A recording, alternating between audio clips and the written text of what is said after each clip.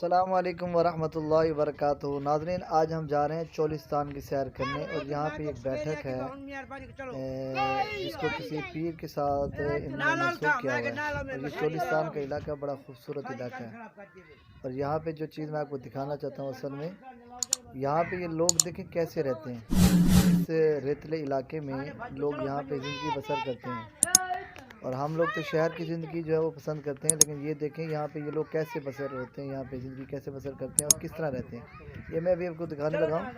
ये देखें सामने ये सारे समझने के एक कबीला बैठा हुआ है या चंद फैमिलियाँ जो हैं वो यहाँ पे रह रही हैं और ये लोग यहीं पे रहते हैं, रात दिन यहीं पे गुजारते हैं बग़ैर बिजली के और बग़ैर इन चीज़ों के।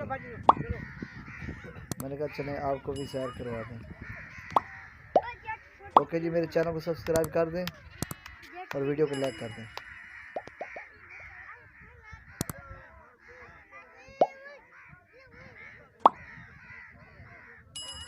और करवा ले दरबार वाली कितना करवा ले दरबार वाली।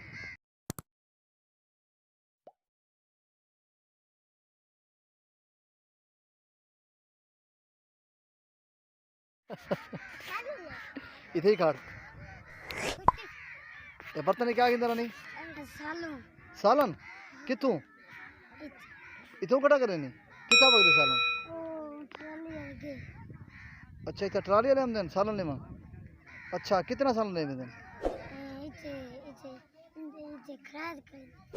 खराद करे। अच्छा तेरा ना क्या है